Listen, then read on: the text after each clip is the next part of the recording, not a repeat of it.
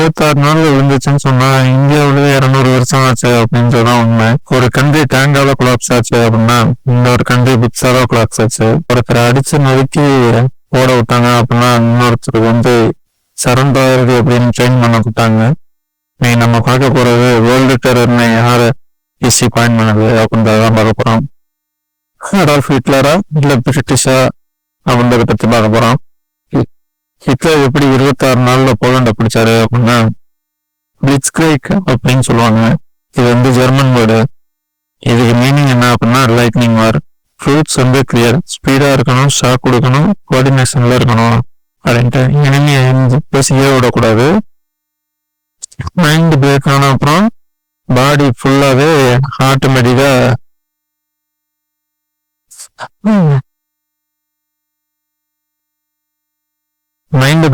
பாடி ஆட்டோமேட்டிக்கா டான்ஸ் ஆட ஆரம்பிச்சிடும். ஸோ போலண்டு செப்டம்பர் 1 இன்வெஷன் உள்ள இறங்குறாங்க. செப்டம்பர் 27 சரண்டர் ஆயிடுறாங்க. 26 நாள்ல ஸ்கைஸ்ல பான்சர்ஸ் ரோட்ஸ்ல ரேடியோ கமாண்ட்ஸ்ல சொல்றாங்க சிட்டி எரியுது, சிவிலியன்ஸ் எல்லாம் அழுகுறாங்க, ஆர்மி கொலாப்ஸ் ஆயிடுச்சு, ஹிட்லரோட டெரர் விசிபிள் இது, ஒரே நெருப்பு எரிஞ்சுக்கிட்டு இருக்கு, பிளட்டா இருக்கு, ஒரே சவுண்டா இருக்கு. இதுதான் வேர்ல்டு பார்த்து ரியாக்ட். பட் அப்படியே இன்னொரு சைடு வந்தோம் அப்படின்னா பிரிட்டிஷோட ராஜ்யம்.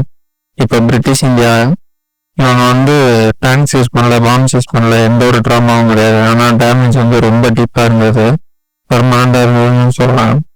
இதுல first damage role attack, trial கிடையாது, ஜெயிலு, கேள்வி கேட்டா ஜெயிலு, எல்லாத்துக்குமே ஜெயிலு அப்படின்றதுதான் அவங்களோட சட்டமா இருந்துச்சு. இன்னொன்னு செடிஷன்ல ஆல்ரெடி பார்த்த மாதிரிதான் கொஸ்டின் பண்ணா கிரைமா அப்படின்னு சொல்லி உள்ளதுக்கு வச்சுருவாங்க. சால்ட்டுக்கு டேக்ஸ், உப்புக்கு கூட பர்மிஷன் பிளஸ் டேக்ஸ் தான். டேக்ஸ் கட்டி தான் உப்பு போட்டு கூட சாப்பிடலாம். இது ரூல் கிடையாது, முழுக்க ஒருத்தரை கட்டி போடுற மாதிரி தான். டிவிடெண்ட் ரூல் என்ன அப்படின்னா ரிலீஜியன் வைஸா பிரிச்சு விடுறது, ரிலீஜியனுக்குள்ளேயே கேஸ்ட் வைஸா பிரிச்சு விடுறது, கேஸ்ட்லயே ரிலீஜியன் வைஸா பிரிச்சு விடுறது அப்படின்ட்டு கான்ஃபிளிக்ட் உருவாக்க ஆரம்பிச்சாங்க. அப்புறம் பீஸ் கீப்பர்னு அவங்கள சொல்லிட்டு நடிக்க ஆரம்பிச்சாங்க. இந்தியன்ஸோட யூனிட்டியை பிரேக் பண்ணா ஒரு ஈஸியா கிடைச்சிடும் அப்படின்னு நினைச்சாங்க. மூணாவது எஜுகேஷன்.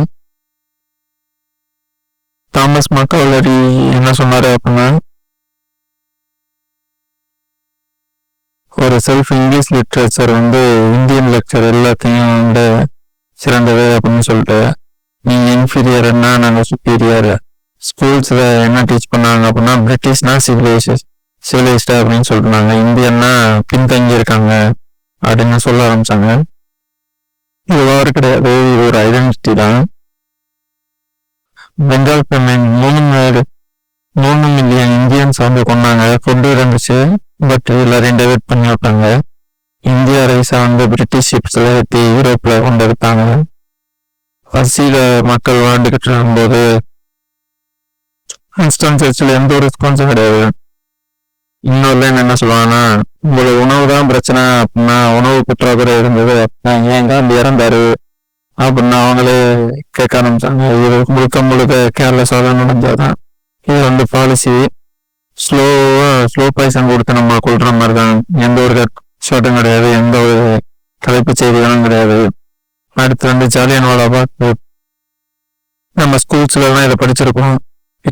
ஹிட்லர் போலண்டை பிரேக் பண்ண 26 நாள் ஆச்சு அப்படின்னா பிரிட்டிஷ் இந்தியால ஒரு ஆஃப்டர்நூன்ல முடிச்சிட்டாங்கன்னு சொல்லலாம். April 13, 1919 Jallianwala Bagh massacre. Peaceful crowd, எந்த ஒரு வெப்பனும் கிடையாது, எக்ஸிட்டும் கிடையாது. ஜெனரல் டிரைவர் ஆர்டர் பாஸ் பண்றாரு.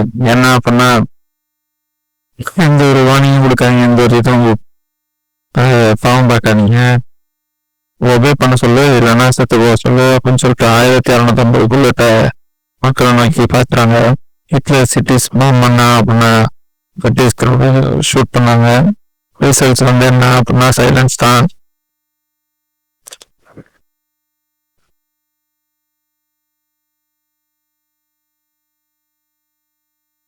சரியா சீக்கிரமா இருக்கா சொன்னீங்களா இருக்கணுமா கேக்குறேன். யாருக்கு இருந்துச்சு? இங்க பசங்க தான் சொல்லியிருந்தானுங்க, நான் கேட்டு சொல்றேன்.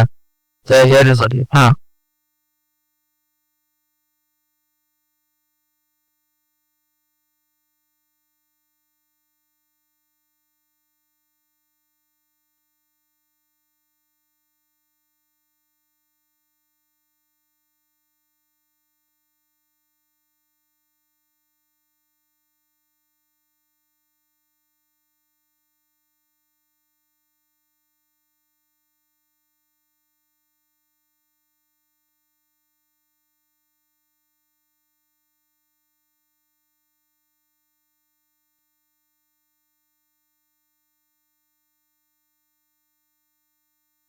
இவங்களோட மெத்தட் எப்படி இருந்துச்சு அப்படின்னா, போத் ஹிட்லர் அண்ட் பிரிட்டிஷோட ப்ரொபகண்டா சேம் தான், பட் ஸ்டைல் தான் டிஃப்ரெண்ட்.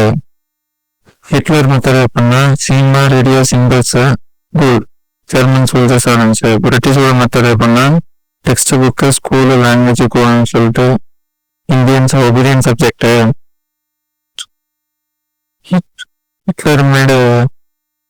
ஹிட்லர் வந்து பீப்புள்ஸ் அக்ரஸிவா ஹேண்டில் பண்ணாரு. பிரிட்டிஷ் வந்து ஒரு டவுட்ல வச்சிருந்தாங்க.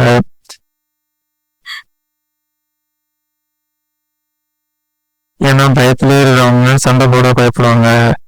நான் டவுட்ல இருக்கேன், நான் எப்ப வேணுமாலும் சண்டை போடலாம் அப்படின்றதுதான் கான்செப்ட். அதனாலதான் போலண்ட் 26 நாள்ல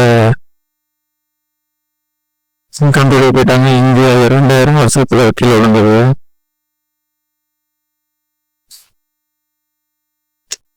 1757 இருந்து 1947 வரைக்கும் இந்தியாவுக்கு சுரண்டி எடுத்துட்டு போனாங்கன்னு சொல்லலாம்.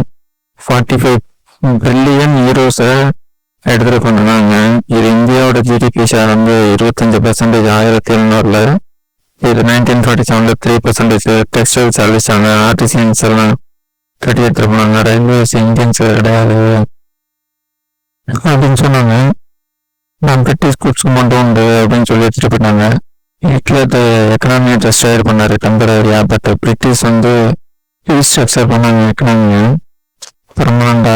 இது பிரிட்டிஷர்ஸ்க்காக நமக்காக கிடையாது. ஸ்டில் இந்தியா வந்து அறியல. ஏன்னா நம்மளோட ஐடியா சர்வைவ் ஆனிச்சு. பகத்சிங் சொன்னாரு பாம்ஸும் பிஸ்டல்ஸும் ஒரு ரெவல்யூஷனை கொண்டு வராது, பட் ஐடியாஸ் கொண்டு வரோம் அப்படின்னு சொல்லிட்டு. சுபாஷ் சந்திர போஸ் சொன்னாரு எனக்கு ரத்தத்தை கூட நான் அவனுக்கு ஃப்ரீடம் தரேன் அப்படின்ட்டு. மகாத்மா காந்தி வந்து எப்ப நடத்தாரு அப்படின்னு கேட்டா எந்த ஒரு கோஆப்ரேஷனும் இல்லை. மொத்தம் 2 பேருமே கொலாப்ஸ் நினைச்சது.